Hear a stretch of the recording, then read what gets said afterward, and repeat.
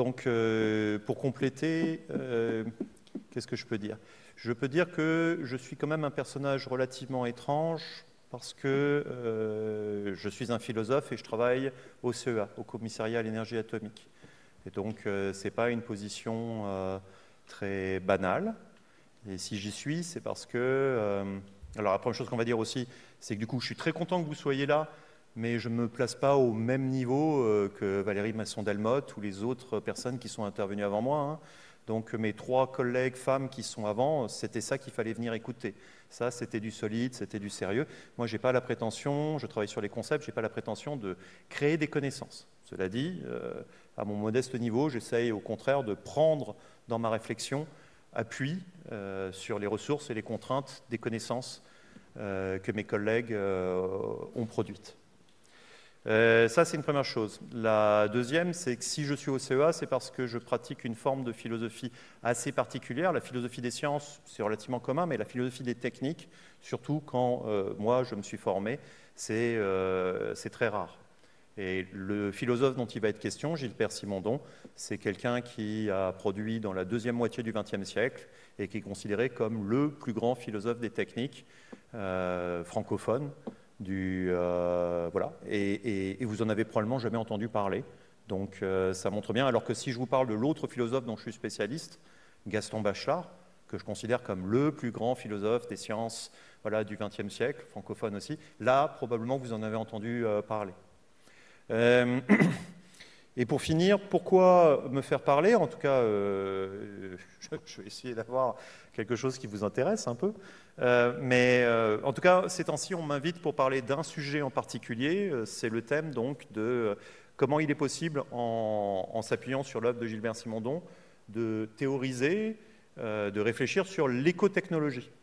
Et si c'est ce thème-là qui m'est beaucoup demandé, c'est parce qu'on est dans une situation, je dirais, où il y a une extrême polarisation et un cadre idéologique qui montre une grande tension entre 2 éléments structurants, qui sont d'une part l'attachement de nous, hein, voilà, au progrès, mais qui peut déboucher parfois, quand le progrès est confondu avec un attachement inconditionnel à toutes les évolutions techniques, voire à la croissance économique, voire au développement de la puissance, qui peut arriver sur des formes intempérantes ou des désirs de technosolutionnisme et qui se prêtent facilement donc aussi à la critique, ou comme on le verra, qui peut être...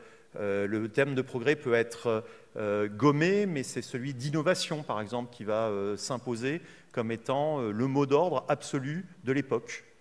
Et de l'autre côté, il y a ce qui caractérise notre époque, c'est une prise de conscience de la finitude de notre civilisation technique par rapport à la finitude des ressources, par rapport à la finitude de la capacité de notre environnement global à absorber le résultat des activités techniques humaines, par rapport à la destruction, au ravage des écosystèmes, à la perspective d'un effondrement des conditions d'habilité sur Terre. Donc cette conscience-là aussi est très forte.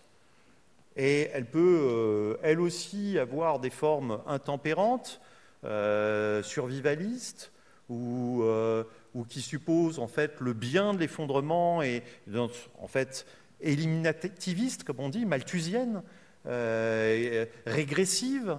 Et donc, quand on est placé dans ce débat où on aurait le choix entre, d'un côté, je veux dire, les rêves futuristes de technologie pour dépasser la condition humaine, et de l'autre côté, des fantasmes de régression technologique qui sont conçus comme étant la seule possibilité de ménager une survie, bien évidemment, c'est extrêmement violent, d'une part, et d'autre part, ça n'aide pas à penser. Ça n'aide probablement pas à agir pour améliorer les choses. Et dans ces conditions, un travail philosophique, en effet, est fécond.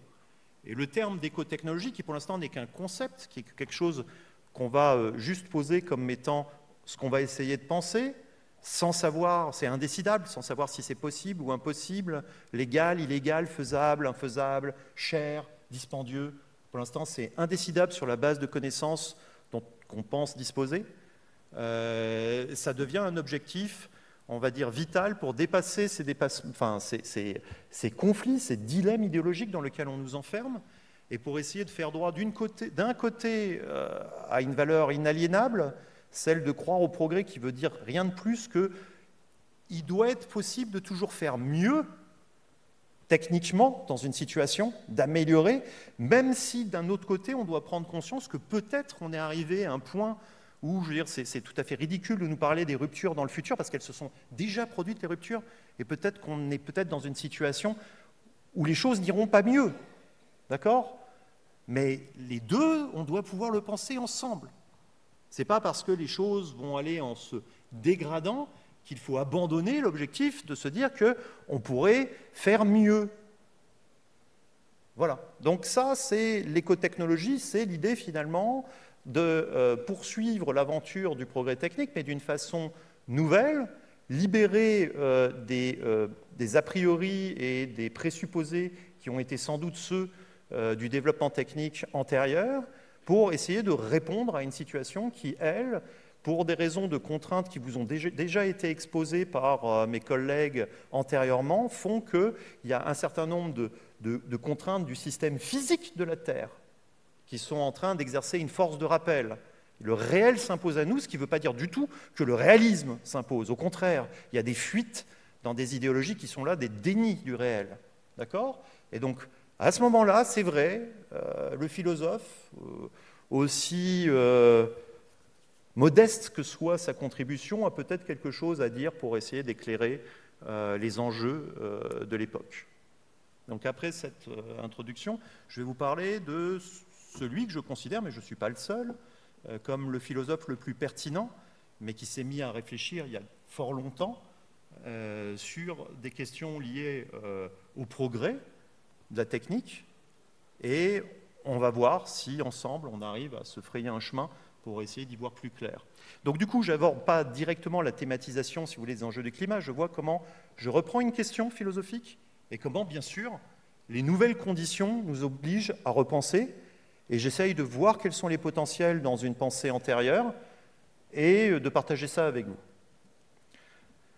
Donc, Simondon est né à Saint-Étienne et puis il est rentré à l'école normale supérieure juste après la Deuxième Guerre mondiale.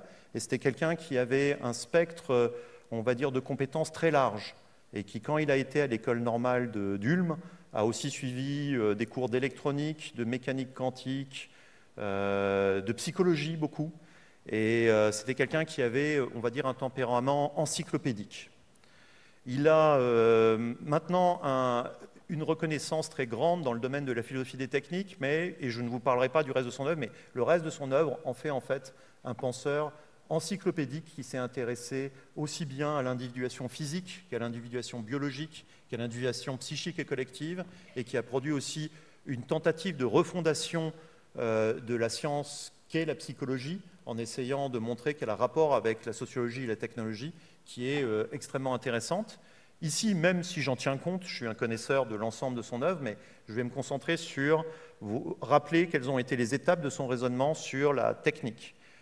Quand il a fait sa thèse, il a eu une thèse principale qui s'appelle « L'individuation à la lumière des notions de forme et d'information ». C'est sa thèse principale qu'on abrège pour les connaisseurs en ILFI, et on ne va pas en parler. Et puis il avait une thèse secondaire. On avait deux thèses à cette époque. Et la thèse mineure est une thèse passée sous la direction de Canguilhem, et elle porte sur du mode d'existence des objets techniques. Et c'est parce que ça va être publié que, d'une certaine manière, la perception de son œuvre, au départ, la réception, va être centrée sur « tiens, c'est un philosophe des techniques ». Mais en réalité, c'était le complément de ce qu'il avait dit sur physique, vivant, psychosocial. Le complément, c'était qu'est-ce qu'il en est des objets techniques? Quel est leur mode d'existence à eux? Et de fait, ensuite, quand il sera recruté, il fera sa carrière, il s'intéresse plutôt à refonder la psychologie. Mais en 1968, il y a deux événements qui concourent à le recentrer vers la technique. Le premier, c'est qu'après 68, il y a eu une loi qui s'appelle la loi Haby et qui a fait que la psychologie est redéfinie, mais pas seulement, ça fait aussi que les élèves normaliens n'ont plus à passer le certificat de psychologie. Il perd, on va dire, son marché en tant que professeur. Et donc, en même temps, la psychologie devient un truc moins porteur. On ferme sa possibilité d'interagir avec le monde intellectuel. Et en même temps, quelqu'un du Québec qui s'appelle Jean Lemoine et qui est déjà un technologue vient l'interviewer et il se rend compte en fait qu'il a déjà une audience. Il n'a jamais perdu d'intérêt sur les phénomènes techniques, mais là, il se rend compte qu'il peut réinvestir ça. Donc, on a une série de cours qui commencent à partir de 1968 jusqu'en... ça dépend où on s'arrête, mais disons 76, c'est la fin. Très intense dans les débuts des années 70, et notamment l'invention et le développement des techniques, dans lequel, vous allez voir, il va réintégrer des apports antérieurs de la technologie, et ça va lui permettre d'aller plus loin dans sa conceptualisation. Enfin, en 1983, c'est la fin de son œuvre écrite. Il a des problèmes de santé, mais davantage que ça, indépendamment de ça, c'est son dernier texte écrit sur la technique. C'est 3 perspectives pour une réflexion sur l'éthique et la technique. Et c'est un texte où on observe la prédominance d'une réflexion écologique et de la prise en compte de la problématique environnementale, qui en fait, quand on y réfléchit en filigrane dans toute son œuvre, mais qui ici se révèle parce qu'on a changé d'ambiance, parce qu'il a approfondi sa réflexion et mise au premier plan. J'éclaire peut-être le plan de façon excusez. Et bizarrement, je conclurai en arrivant sur le tout premier cours qu'on a de lui sur le progrès, qui est un cours qu'il fait en lycée en 1955, c'est-à-dire avant d'avoir achevé sa thèse, et dans lequel il anticipait déjà, à mon sens, la création de concepts dont on a besoin urgemment maintenant.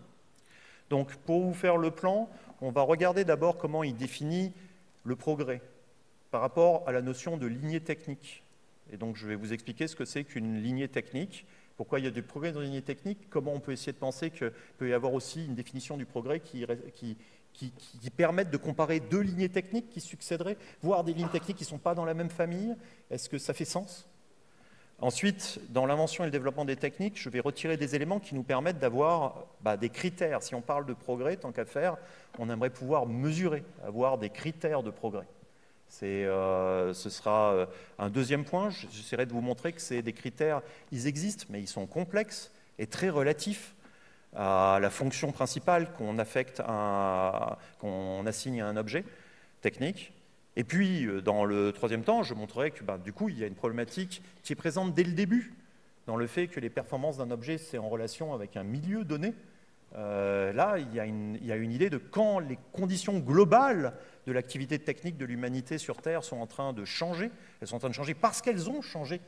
Elles ont affecté l'homéostasie du système Terre. À ce moment-là, comment le problème se reconfigure ?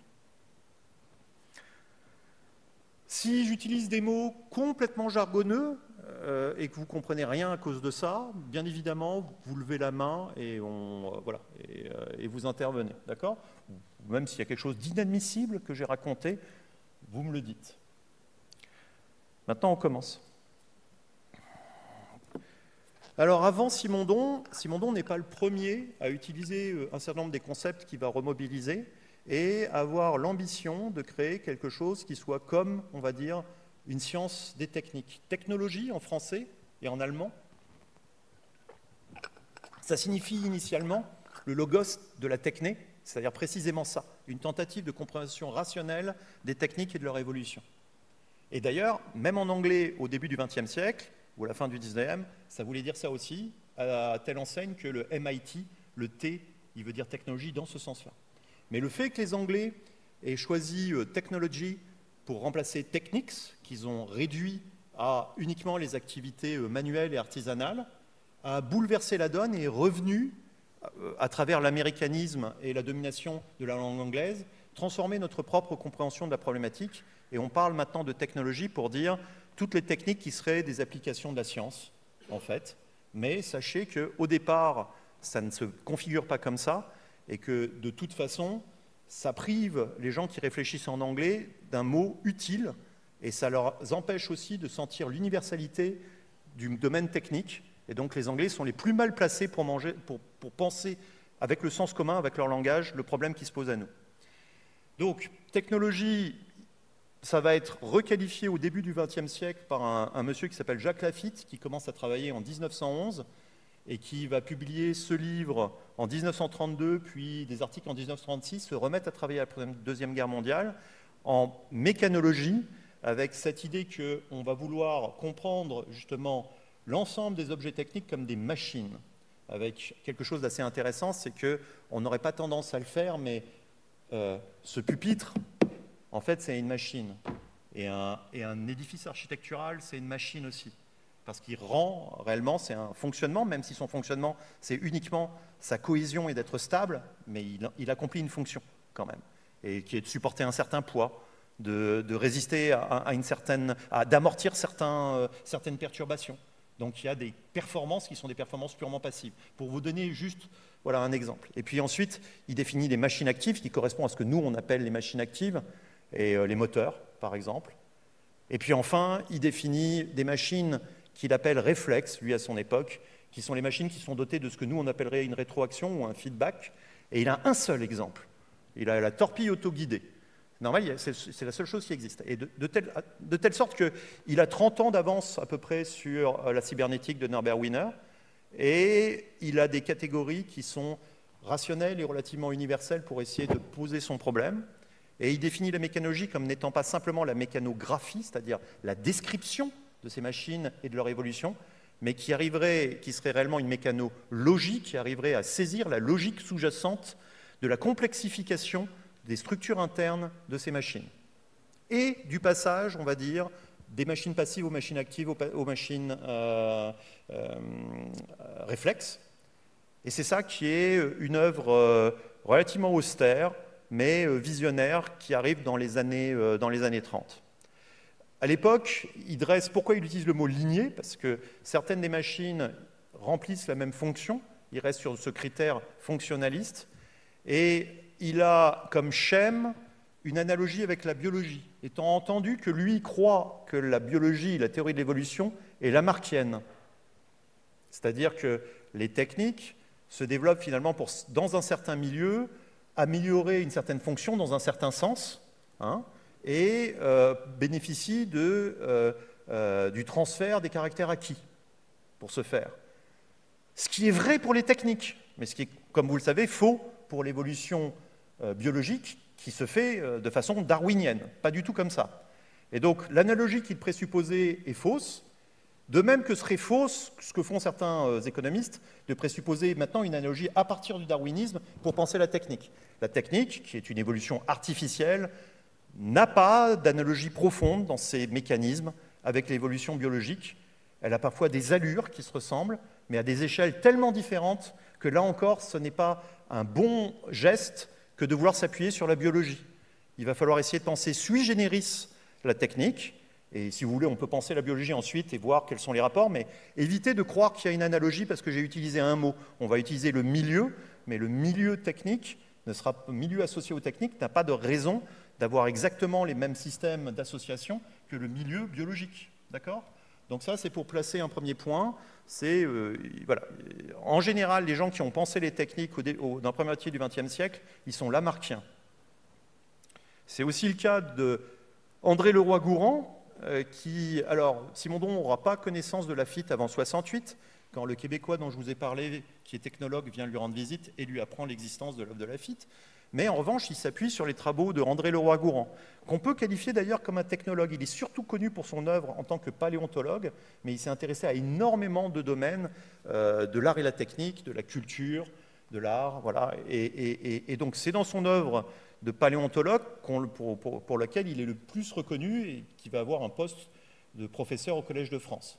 Et Simondon trouve dans son œuvre quelque chose qu'on peut appeler la méthode génétique, qui fait que s'il prend d'une certaine manière, sans le savoir, il retrouve la mécanologie de Lafitte, il prend la méthode génétique plutôt, et là, expressément, chez Leroi-Gourhan. Quelle est la méthode de Leroi-Gourhan ?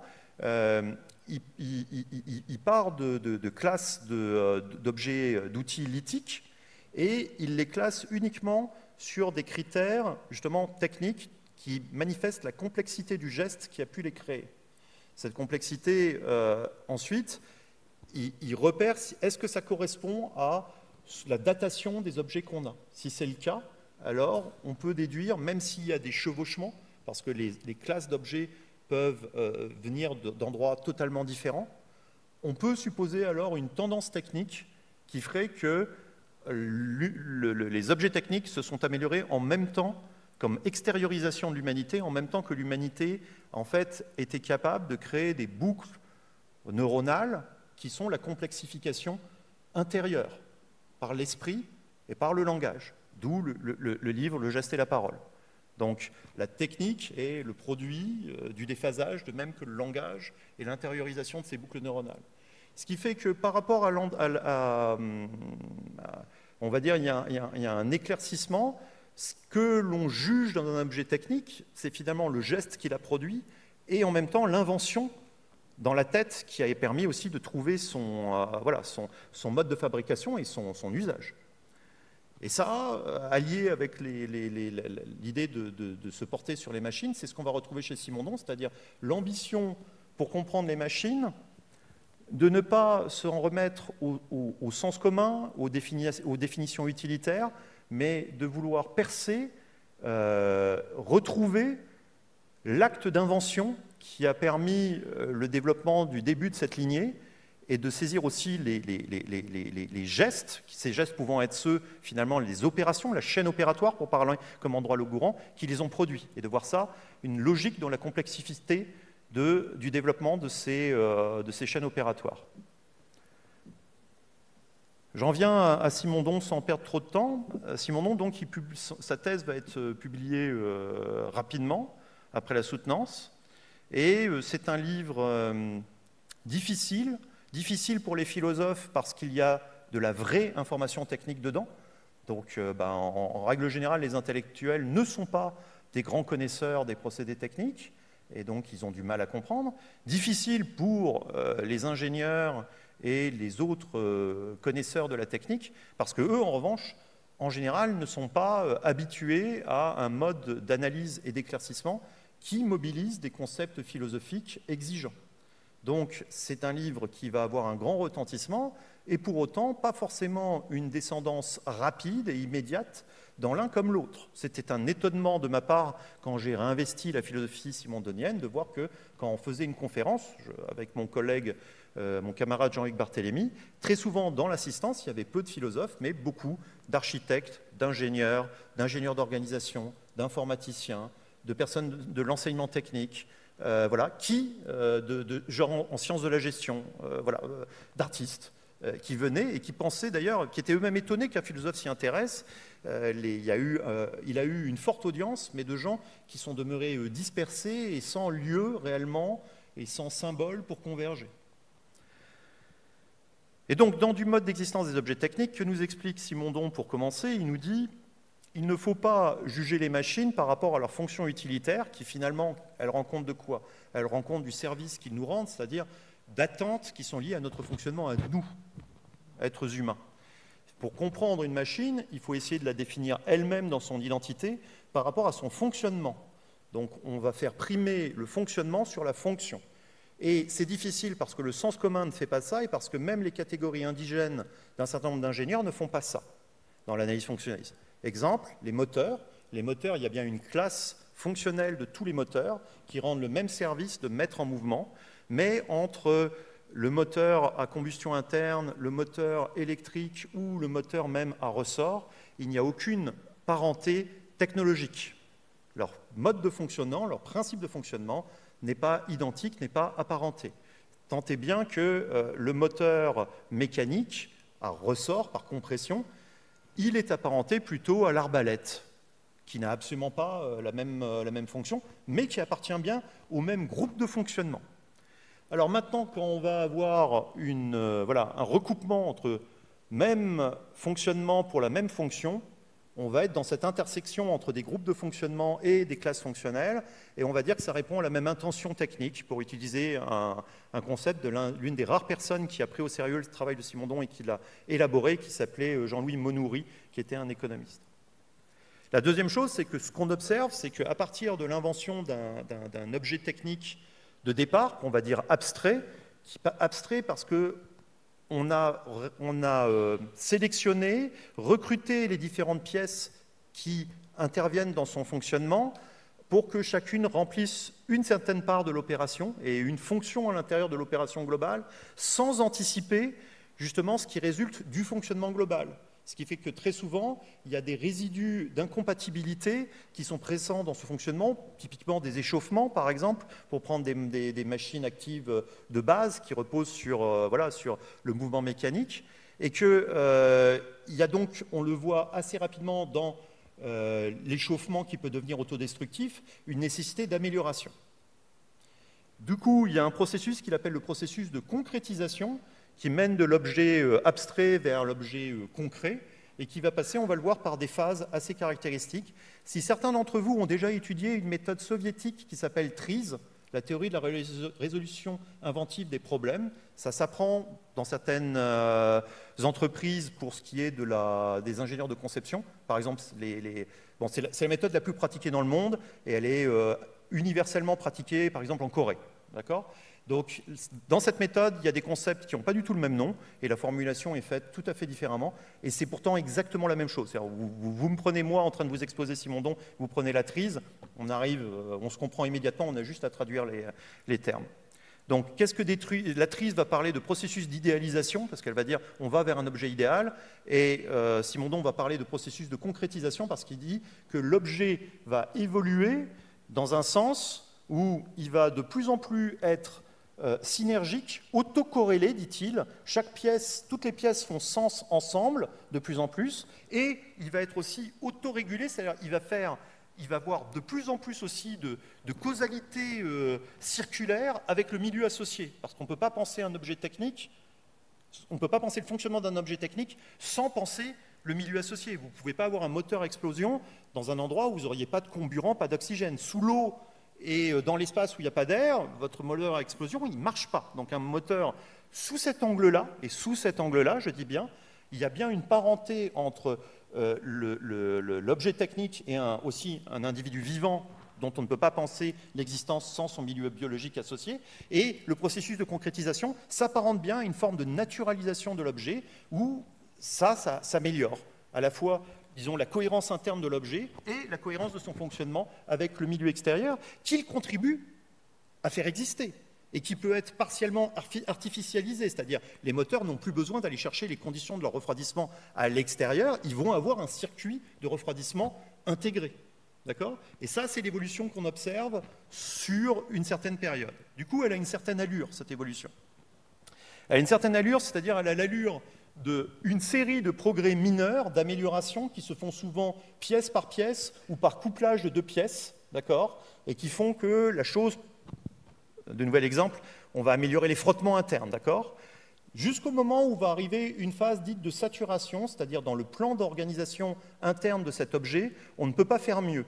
La saturation, on peut alors pareil, en TRIZ, c'est très courant, hein, cette explication, vous arrivez dans une contradiction en termes de TRIZ. Et c'est vrai que ça ressemble à une contradiction. C'est par exemple, vous êtes obligé, pour aller faire mieux, il faudrait baisser et augmenter un paramètre. Le même paramètre, je veux dire. Ou, pour faire mieux, quand vous allez améliorer telle autre performance est dégradée. Ou, si vous améliorez la performance, en fait, il n'y a plus de couplage pertinent avec le milieu associé et l'objet redevient autodestructif. Ce style de phase est appelé donc saturation et demande une réinvention globale de l'objet qui va changer de plan d'organisation et va de nouveau repartir dans une étude, d'une évolution mineure. Donc, alternance, ce qu'ils trouvent dans tous les historiens des techniques, on n'a rien inventé là, alternance entre progrès mineur, phase de saturation et ensuite progrès majeur qui permet de passer de nouveau à un nouveau stade de progrès mineur. Donc ça, c'est l'allure très classique. Et de fait, vous pouvez penser que si vous avez lu, si en biologie, vous aimez les travaux de Stephen Jay Gould, vous pouvez appeler ça une évolution à équilibre ponctué. D'accord ? C'est le cas. N'oubliez pas qu'il n'y a aucune raison que ce soit les mêmes mécanismes et que ce n'est pas du tout à la même échelle de temps que ça se produit. Mais on peut garder ça en tête et vous avez la définition de Simondon. Donc on a parlé de progrès mineur et de progrès majeur et vous voyez que ça prend sens finalement dans le fait qu'on trouve une logique dans l'évolution des lignées techniques. Oui, mais ça c'est le cas simple tant que vous êtes en train de regarder le même type d'objet, là, le tube à électrons, Simondon, voilà, il n'a pas de difficulté à vous montrer que quand on va dans l'évolution des tubes à électrons, il y voit une récurrence des transformations et des améliorations partielles qui vont dans un certain sens. Voilà. Et donc il définit son progrès comme ça. Je vous en montrerai tout à l'heure, on peut essayer, pour pas trop se planter et pas trop laisser le langage penser à notre place, on peut essayer de caractériser par un diagramme ce que Simondon appelle le schème technique. Le schème technique n'est pas un schéma de la structure de l'objet. Le schème technique est ce qui permet de comprendre l'opération que réalise l'objet et l'opération, du coup, qui a été simulée au moment de la conception dans le ou les cerveaux qui ont réussi à concevoir l'objet. Et ce schème technique, comme il l'a dit à la page d'avant, là, il a dit c'est un schème qui a une puissance générique, c'est-à-dire une fois qu'on a produit une type de structure, en fait, souvent on comprend qu'on pourrait faire la même opération avec d'autres structures. Et puis on voit les limites et on essaye, c'est le même schème qui est réactivé quand on réinvente l'objet. Donc, tant qu'on est même fonctionnement asservi à la même fonction dans la même lignée technique, qui présente les mêmes caractéristiques, c'est trivial de dire qu'on est en train d'assister à un progrès. La difficulté vient plutôt quand on voit ce qu'on appelle une substitution après saturation, c'est-à-dire une lignée technique comme celle, par exemple, des transistors, arrive dans une saturation finale, car les lignées techniques ne sont pas infinies, elles ont un début et elles peuvent aboutir à une fin. Des fois, elles sont abandonnées avant d'arriver à la fin, mais il y a des moments où, tout simplement, on ne peut pas faire mieux, on est arrivé à l'essence technique de cet objet. Après, il faut réinventer une autre lignée technique pour faire mieux. Et c'est là où je viens de faire moi-même là, le passage, c'est pour faire mieux. Et donc, le type de comparaison qu'on peut faire quand il y a substitution d'une lignée à l'autre, par exemple, la lignée des transistors avec les semi-conducteurs, vient prendre le relais de la lignée des tubes à électrons.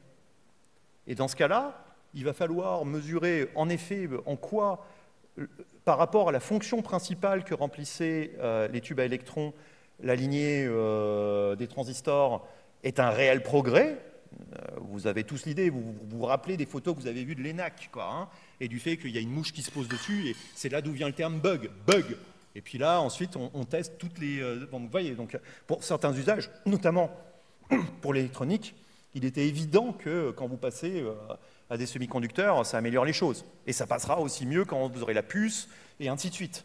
Donc, il y a ces aspects-là. Et en même temps, on peut se poser la question quand on compare vraiment deux choses complètement différentes, dans la classe de fonctions, mais complètement différentes. C'est-à-dire, le tube à électrons et le semi-conducteur, le transistor, c'est dans la même famille. C'est deux façons différentes de remplir la même intention technique, mais différentes. Deux lignées différentes dans la même famille. En revanche, la fameuse machine de Babbage, si elle avait été construite, celle qui vient de la Pascaline, tout ça, là, où vous faites des portes logiques, pas avec de la conductance asymétrique, qui est le schème technique pur commun aux différents membres de la famille, de la lignée, on va dire, électronique en général, mais quand vous faites ça avec des engrenages pour faire des portes logiques, vous comprenez bien que ça n'a rien à voir. C'est comme ce que je vous disais entre l'arbalète et le moteur à explosion. Et là, comment on fait la comparaison ? D'accord ? Ça, c'est un des enjeux. Autre enjeu, on se dit, bah oui, mais c'est en termes de performance. Là, tu nous as trouvé, dans la classe fonctionnelle, en fait, on va s'en remettre à la mesure des performances. Oui, mais non. Alors, je pose quelque chose pour ne pas l'oublier, et ensuite, on voit le problème. Enfin, oui, mais non. Oui, mais non, mais si. Hein, mais voilà. Donc, la définition du progrès que je viens de poser, j'insiste sur le fait que, en même temps qu'on avait la concrétisation était la cohérence de l'objet avec lui-même, c'était aussi la cohérence de sa relation avec son milieu associé. D'accord ? Or, cette cohérence, cette conjonction n'est pas statique dans l'esprit de Simondon. Et ça, c'est très intéressant. Ça va être l'ouverture dont on va vraiment avoir besoin pour aborder les problèmes qui vont se poser à nous dans la deuxième partie. C'est-à-dire, c'est en fait le couplage de la variation du fonctionnement avec la variation des conditions du milieu, qui est, ici, comme il le dit, est le véritable progrès technique. Je vous lis donc la définition du progrès technique chez Simondon, la nécessité de l'adaptation non à un milieu défini à titre exclusif, mais à la fonction de mise en relation de deux milieux, l'un et l'autre en évolution, milieu associé et milieu interne technique de l'objet, limite l'adaptation et la précise dans le sens de l'autonomie et de la concrétisation. Autonomie, autorégulation, concrétisation, ici, autocohérence de l'objet. Là est le véritable progrès technique. Et évidemment, pour donner le fin mot de notre histoire et de la situation où nous nous trouvons, ce qui change du tout au tout, c'est que jusqu'à présent, on pouvait penser le progrès en se disant que globalement, l'environnement était stable. Et donc, on découpait les milieux associés de nos objets techniques sur un environnement où les conditions de l'homéostasie n'allaient pas changer énormément. Alors que maintenant, on est parti dans une courbe où les conditions de l'homéostasie en termes de ressources, de contraintes de température, tout ça, sont parties pour augmenter quoi qu'on fasse. C'est irréversible. Donc, les conditions de la définition du progrès sont très différentes. Mais ça n'enlève pas la pertinence de cette définition nominale, c'est juste qu'on va devoir retravailler tous les critères. Alors, pour vous dire que je ne fais pas... moi, je fais pas que du travail académique, je fais du travail appliqué, donc j'ai opérationnalisé Simondon, et donc je vends mes services, on va dire, voilà, d'analyse des lignées techniques. Je le fais pour des clients industriels, pas de bol, je ne peux pas vous en parler, il y a un NDA, secret industriel. L'armée, je ne peux pas vous en parler, il y a un secret défense. Donc du coup, de quoi je peux vous parler, c'est quand je travaille avec les grandes agences qui font des grands instruments, parce que, en gros, moi je peux travailler avec les gens qui travaillent sur du long terme, sinon, si vous n'avez pas de portefeuille important et une longue hérédité industrielle, vous ne vous intéressez pas à ce que je fais, ni à mes compétences. Donc avec eux, on peut travailler, et donc par exemple avec l'ESA, on peut travailler, et on a passé beaucoup de temps avec mon collègue Vincent Minier à étudier notamment l'observatoire Herschel. Donc l'observatoire Herschel, maintenant, il est inactif depuis un certain nombre d'années, mais il a été lancé, je ne sais plus, en 2009, je crois, et il est resté actif pendant 5 ans ou peut-être 6 ans. Et ce qui était passionnant dans... alors, l'observatoire Herschel n'est pas un individu technique, c'est un ensemble technique. Il y a des individus, les individus techniques, ils réalisent une opération en rapport avec un milieu associé, et les ensembles, c'est ce qui coordonne plusieurs individus, c'est-à-dire ce qui va devoir assurer le fonctionnement d'individus qui ont des milieux associés probablement différents, et qui va donc les séparer et coordonner pour que l'ensemble de la chaîne opératoire puisse se dérouler.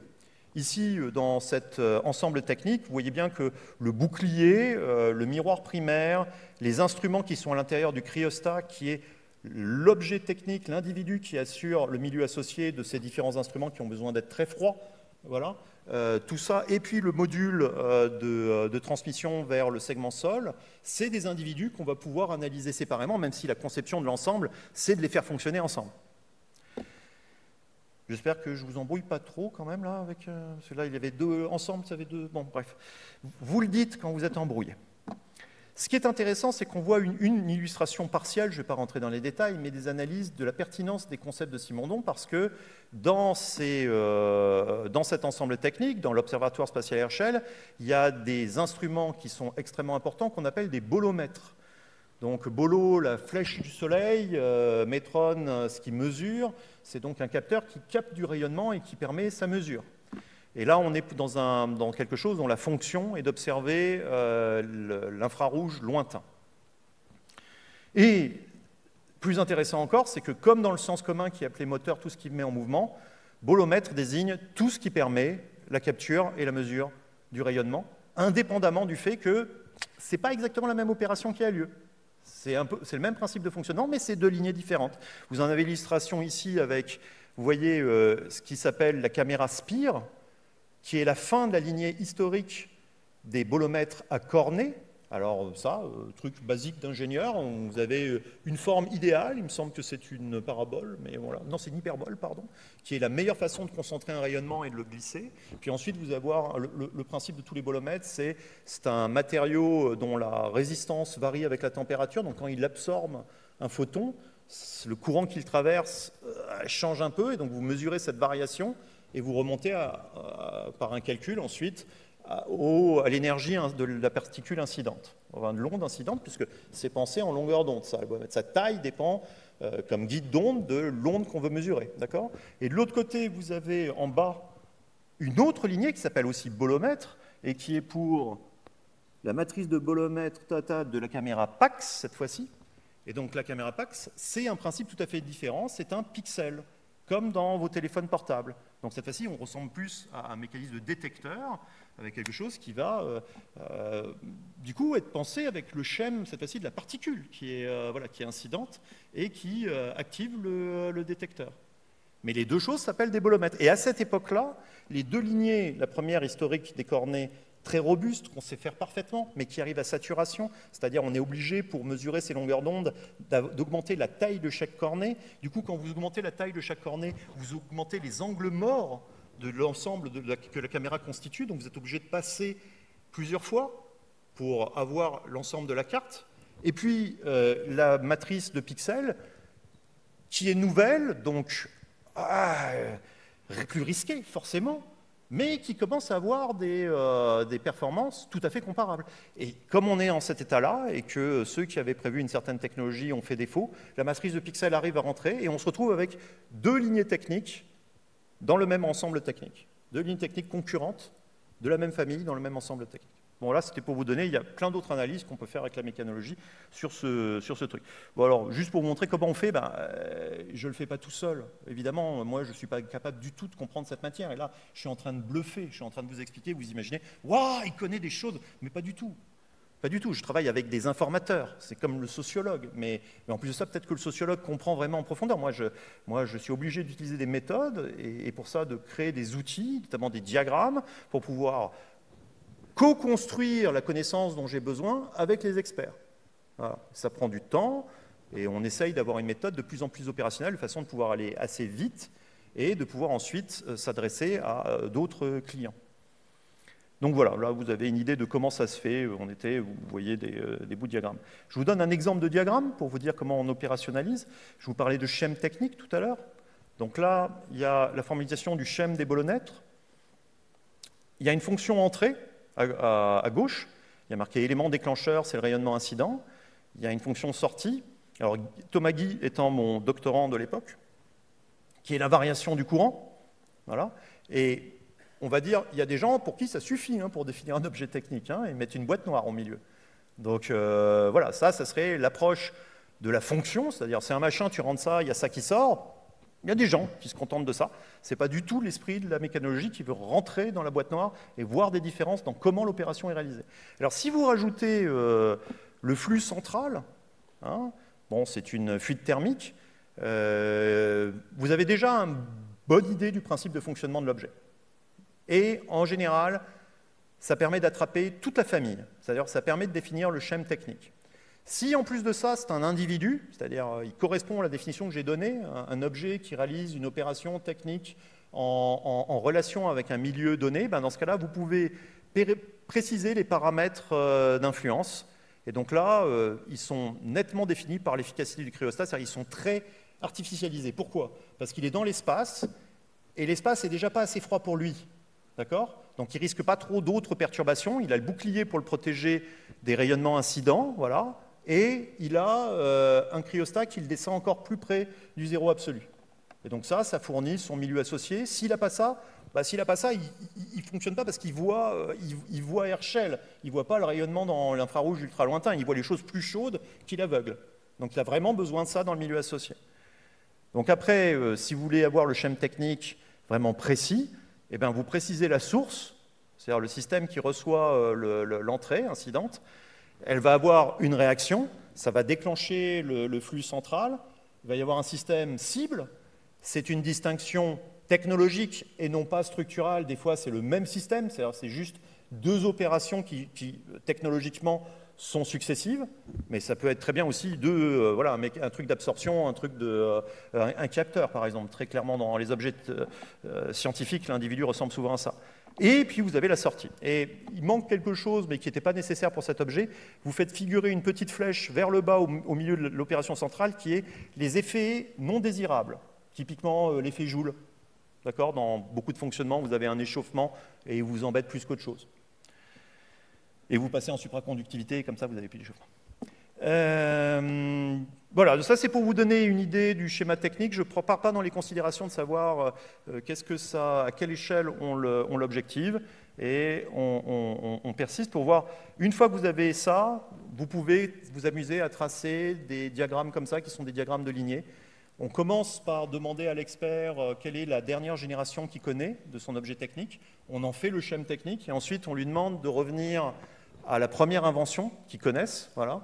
On vérifie que le schème technique arrive à attraper tout ou part. Enfin, il faut que ça corresponde. Voilà, sinon, on est tombé sur une illusion de classe fonctionnelle. Mais sinon, voilà. Et ensuite, on retrace, on repart de la principale invention pour arriver jusqu'à ce qu'on connaît comme dernière génération, tout en repérant les divergences où un schème souvent plus générique de départ a connu des spécifications et donne de nouvelles, de nouvelles lignées à l'intérieur de la famille. Et en plus, quand on a de la chance, on a plein d'informations et on peut noter aussi, on va dire, les transformations de la production des éléments qui ont permis de changer de génération. C'est-à-dire, on reste sur une génération, on regarde quand elle a saturé, quelle est la génération suivante, mais souvent il y a un verrou technologique qui est franchi, soit parce que, par exemple, le cryostat a fait un progrès, donc c'est le milieu associé, soit parce qu'on a su produire des éléments techniques miniaturisés, c'est celle qui est indiquée par des barres rouges ici, et qui définit d'ailleurs, alors c'est un diagramme qui n'est pas historique, qui est génétique, les choses ne correspondent pas forcément dans le temps, mais dans l'arborescence génétique, et on arrive à observer par voie des invariants dans l'évolution des techniques. Pas toujours. Des fois, on a des connaissances lacunaires.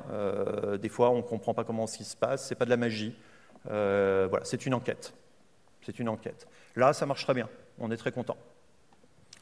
On est très content et on peut s'amuser à poser un point rouge, ici, qui est un point de divergence, mais en fait, vous pouvez placer un point rouge entre chaque ligne qui rejoint deux boîtes. Et vous posez une question que ne se posent pas les gens qui font de la gestion des connaissances, on va aussi dire de façon indigène, et même que ne se posait pas réellement Simondon, parce que si vous faites cette analyse de lignée technique, vous regardez que en fait, les objets qui ont existé. Et puis voilà, vous les mettez en série, puis vous regardez la résolution de problèmes qui a passé de l'un à l'autre. Maintenant, en fait, ce qui est intéressant, c'est d'essayer de s'intéresser au processus d'innovation, qui sont des processus de conception où il y a des concepts qui ont été envisagés et qui n'ont pas été retenus, qui n'ont pas existé, justement, mais qui font partie du processus d'évolution technique. Et ils sont très intéressants à objectiver parce que vous trouvez dedans des choses qui ont été écartées comme des options pour des motifs qui n'étaient pas techniques ou pour des motifs qui étaient techniques mais qui dépendent des connaissances de cette époque ou qui sont au contraire des impasses auxquelles on pense tout de suite mais en fait on se trompe, on allait là. Et donc garder la mémoire de ça dans la gestion des connaissances des entreprises et des organisations de recherche, c'est un enjeu très important et qui n'apparaît pas, en gros, dans les données que garde une institution quand elle fait juste son archivage de données, parce que ce qu'elle garde, c'est ce qui a été réalisé. Donc, une des façons de rentrer, on va pas rentrer dans le détail, c'est compliqué, mais on va rentrer quand même dans les 3 questions minimales qu'il faut poser à chaque fois qu'on passe d'une génération à une autre. Et ces 3 questions, en fait, c'était quel était le but? Quel est le verrou qu'on a dépassé qui a permis de passer d'une génération à l'autre, puis quel est le bilan à l'arrivée. Sauf que quand on arrive, suivant le client et qu'on fait l'alignement des besoins, ils n'attendent pas tous le même type de réponse. Donc, mettons qu'on soit justement avec les A, donc on est dans de la technologie pure au sens désintéressé, pas de but utilitaire, la fonction réalisée ressemble énormément au fonctionnement, voilà.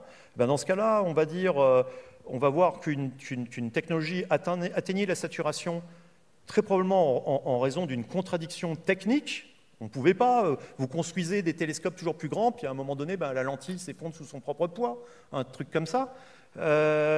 Ensuite, vous allez avoir une résolution de problèmes décisifs de type aussi, il y a une invention qui est faite. Ah, mais si on met 3 miroirs au lieu d'une lentille, je corrige des aberrations et dans le même temps, je réduis la taille et c'est super. J'ai plus de résolution, plus de sensibilité, que sais-je, voilà. Et puis, à l'arrivée, on a un bilan, pour l'acronyme MASC, je n'ai pas le temps de vous expliquer, mais on a un bilan où on voit qu'est-ce qu'on a gagné, qu'est-ce qu'on a perdu. Mais si c'est bien passé, ben, on a augmenté les performances, on a baissé les contraintes et on est très content. Voilà. Dans la caractérisation pour un client privé, l'objectif, ça va être un marché qui est visé. Et c'est souvent très intéressant parce qu'elles sont obligées à ce moment-là de quitter le mot d'ordre de la logique du moins coûtant, qui est la logique qui s'exerce tout le temps sur elles, faire la même chose pour moins cher pour augmenter la profitabilité, prendre des parts de marché, des choses comme ça. Et elles repassent, quand elles visent un marché nouveau, elles repassent en logique du mieux disant. Il faut qu'on prenne le truc, il faut qu'on soit les meilleurs. Donc, faire mieux pour le même prix, grosso modo. Donc, quand elles arrivent sur un objectif nouveau, pouf, on ne sait pas encore faire, on essaye, on lâche un peu la bride aux ingénieurs de conception, ils y vont. Il y a un verrou technologique qui est débloqué, ça va être en gros un brevet qui va être le signe, un brevet déposé ou un brevet contourné par exemple. Hein. Mais des fois, tu as des firmes qui fonctionnent uniquement sur le secret industriel, ça ne correspond pas à ça. Et puis après, le bilan, ça va être l'objet pour obtenir le marché va être évalué en fonction d'un KPI, hein, donc d'un indice clé de performance, un indicateur clé de performance qui correspond à la fonction principale de l'objet, ou de la fonction en tout cas attendue sur ce marché. Et puis il y a le coût de réalisation et d'amortissement qui est l'autre variable. Et dans le meilleur des cas, on a un super KPI qui s'augmente et on a un coût qui diminue. Et là, on est aussi très content. Évidemment, là, je vous ai pris les cas extrêmes. Il y a bien des cas où ça ne se passe pas du tout comme ça. Mais c'était pour vous dire, et ça, ce n'est que la façon la plus simple de regarder les performances au cours de l'évolution des techniques. Parce qu'en gros, on présuppose qu'on a un milieu stable, qu'on sait quelle est la fonction privilégiée de l'objet, et que du coup, on a aussi un consensus sur la définition du KPI, de la performance type, voilà, la performance privilégiée. Alors, on peut douter de chacune de ces présuppositions. D'abord, parce qu'on est dans une période où les conditions ne vont pas être stables. D'autre part, parce qu'on est peut-être amené à s'interroger précisément sur quelles sont les fonctions les plus importantes. Et du coup, il va y avoir un arbitrage complexe en termes des performances réalisées. Dans un premier temps, toujours dans mon idée, est-ce qu'on peut comparer les performances de toutes les machines, même si on n'est pas dans la même lignée, même si on n'est pas dans la même famille, des choses comme ça? On se dit, il y a quelque chose qui donne sens, c'est quand même la diminution de la matière employée. C'était déjà vrai avec le roi Gourand et ses silex. Hein, avec un même bloc de silex, à la fin de la période, on fait 60, là où on faisait 3 bifaces, on fait 60 lames effilées. C'est l'amélioration des rendements, donc l'efficience énergétique. On devrait normalement dépenser beaucoup moins d'énergie pour opérer le même travail. Et puis, c'est l'ingéniosité. L'ingéniosité, c'est on arrive à prélever de façon ingénieuse l'information dans l'environnement pour que l'objet se règle lui-même. C'est déjà vrai pour une lampe à huile, mais c'est encore plus vrai pour tous les objets qui sont dotés de circuits explicites de rétroaction informationnelle, de feedback explicite, et qui donc du coup améliorent, régulent mieux leur opération. Donc on se dit ça va aller, sauf qu'il y a un phénomène qu'il faut prendre en compte, c'est vous ne pouvez pas vous fier à la seule mesure des performances, surtout si elle est réduite au KPI, pour dire qu'il y a eu progrès. Pas en tout cas au progrès au sens de Simondon. Parce qu'il y a d'autres évolutions possibles des objets techniques qui ont lieu tout le temps et qui viennent, on va dire, rechercher la performance sans améliorer l'objet. Vous avez un télescope, ce n'est pas la complication corrective du télescope qui s'améliore, c'est la taille des lentilles ou du miroir primaire, si vous préférez, qui va augmenter. Et donc ça va vers la saturation. C'est normal. À un certain stade, on fait des opérations hypertéliques et donc on améliore une fonction dans un milieu privilégié. Et l'objet devient de plus en plus suradapté à ça. Et il perd en généricité. La généricité, c'est la capacité précisément à s'adapter aux variations du milieu ou même à des changements de milieu. La généricité, c'est aussi la capacité à pouvoir servir à plusieurs choses. La généricité, c'est enfin la capacité à engendrer, c'est-à-dire à être la source de futurs développements d'objets ultérieurs. Si on va dans l'hypertélie, on arrive dans des impasses évolutives. Comment on le voit? En général, on le voit avec l'objet, l'outil que je vais vous montrer, qui est dérivé de la façon dont Simondon a intégré les concepts, je vous avais parlé, des concepts passifs, actifs, informationnels, enfin réflexes chez Lafitte. Simondon, là, on était arrivé où il était en 58, maintenant on reprend en 68, quand il apprend l'existence de Lafitte, il va le lire et il comprend plein de choses. Il comprend donc qu'il y a des performances passives qui sont des performances juste de la matière, on va dire, il y a des performances actives qui sont les performances de l'énergie, et il y a des performances informationnelles qui sont plus larges que ce que Lafitte réduisait au cycle de feedback, c'est-à-dire, ça peut être aussi simplement de la transmission, on n'est pas obligé d'avoir un feedback pour avoir un intérêt à regarder les circuits d'information dans un objet technique. Et autre chose, il plaque dessus ce qui caractérise toute son épistémologie, y compris dans son œuvre encyclopédique, c'est les relations d'échelle. Et donc, on va pouvoir définir ces trois types de performances en fonction de trois relations d'échelle différentes. La relation d'échelle au niveau même de la structure de l'objet. On a tout le temps insisté là, tout de suite, sur la cohérence, des trucs qui s'emmanchent bien, voilà. Mais la cohérence aussi par rapport à l'échelle de la microstructure, c'est-à-dire en fait des matériaux la plupart du temps. Quel matériau pour faire tel objet? Vous n'allez pas faire le pied des avions hypersoniques avec du bois. Hein. Il va falloir des alliages d'acier grenaillé avec 0 fissure. Voilà, il y a des choses qui sont spécifiées. Et puis, aussi, les grandes échelles, ça va être le rapport aux grandes échelles et par exemple aux perturbations. Comment ça résiste à un tremblement de terre? Hein, comment ça résiste à des choses qui viennent des grandes échelles? Donc, vous prenez votre tableau et vous avez 9 types de performances qui sont 9 catégories de performances. Bien évidemment, c'est très, très abstrait par rapport aux spécifications qu'un ingénieur a respectées dans un cahier des charges. Mais en revanche, c'est une classification rationnelle, c'est-à-dire que quelle que soit la performance que vous me donnez ou l'exigence que vous avez de construction d'un objet technique, ça rentre dans une des 9 cases. Et je vous ai mis des exemples typiques de réalisation. Donc on a parlé de la solidité pour passif structurel, on va parler des qualités du matériau pour passif relation à la microstructure, des qualités environnementales, par exemple la stabilité face aux perturbations qui fait que l'objet sera plus durable. Et là, ça nous donne déjà une piste. En fait, le critère, le progrès, c'est quoi? Le progrès, c'est que l'objet soit le plus durable possible et que sa relation à l'environnement soit la plus durable possible. Voilà, j'ai déjà spoilé la fin, comme ça, si je suis en retard, vous l'avez. Et ensuite, les choses qui sont liées non pas à la matière, mais à l'énergie, donc des qualités au niveau de la structure, ça va être du transfert de mouvement, le mouvement des parties, donc l'absence de frottement, par exemple, le rendement mécanique. Des qualités qui ont un rapport avec la microstructure, c'est la conversion énergétique, quand vous brûlez un carburant ou quand vous utilisez l'agitation de vos molécules pour compresser, décompresser, que sais-je. Vous avez le droit de vous amuser comme vous voulez. Et puis les qualités de mobilité externe, voilà, pour l'objet qui est quel travail vous pouvez accomplir. Il me faut quel lanceur pour envoyer Curiosity sur Mars. D'accord? Bon, quel truc je peux faire avec une péniche? Qu'est-ce que je peux faire avec un avion? Quand est-ce que je dois utiliser ceci, cela? Ça, c'est des relations aux grandes échelles. Mais il peut y en avoir d'autres. Je donnais un exemple. Et puis informationnel, les instruments que je regarde pour le CEA ou pour l'ESA ou pour le CERN, ils ont des caractères passifs et ils ont des performances actives. Mais leur but, c'est les performances informationnelles. Et donc là, typiquement, quand c'est à la même échelle structurelle, ça va être la vitesse et la fidélité.